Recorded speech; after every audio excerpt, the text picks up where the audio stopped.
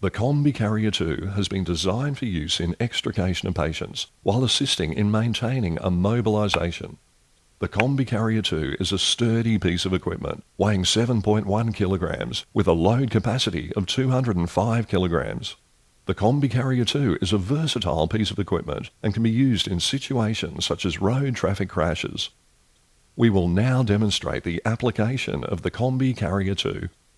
Lay the CombiCarrierII down next to the patient, aligning the top of the carrier to the patient's head.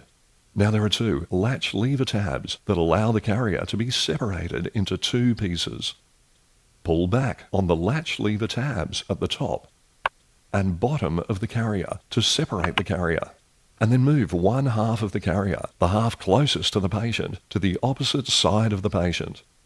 Now, one officer must support the patient's head, providing C-spine immobilization when required, while other personnel, when required, assist in the manual handling of the patient, as per QAS CPPs.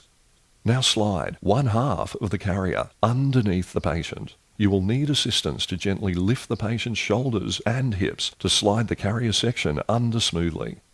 Once the first carrier section is in place, slide the other carrier section under the patient and secure both the top and bottom latch assemblies.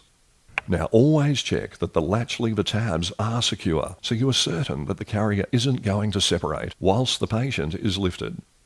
Now use the provided straps to secure the patient to the carrier. The straps are attached via holes along each of the ends and on the sides of the carrier. Now, as the patient here is to be carried only a relatively short distance and across flat terrain, a foot strap has not been applied. 4 straps have been utilized to secure the patient. 2 straps crisscrossing the chest, 1 across the upper thigh, and 1 just above the knee. Additional straps supplied with the CombiCarrier may be used if required. Always ensure, however, that the positioning of the straps does not interfere with the injury. Tension the straps sufficiently to secure the patient. Once the patient is secure, it is safe to lift the carrier and relocate the patient to the stretcher. For increased stabilization, slide a blanket under the patient's head. Now roll each side of the blanket and position each roll snugly beside the patient's head, and use tape to secure the blanket rolls if required. To secure the patient to the carrier in non-horizontal alignments, such as extrication down a set of stairs or over sloping terrain, it is recommended that 5 straps are utilized and configured as shown here, with 1 strap securing the feet.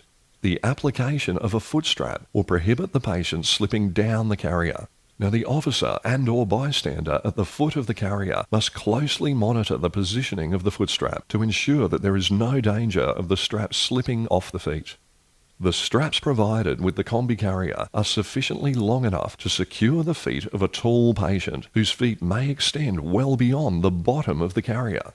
Now, feet extending significantly past the bottom of the carrier creates somewhat of an obstacle, and that the officer and/or bystander positioned at the foot of the carrier is forced to adopt an unsafe lifting and carrying posture.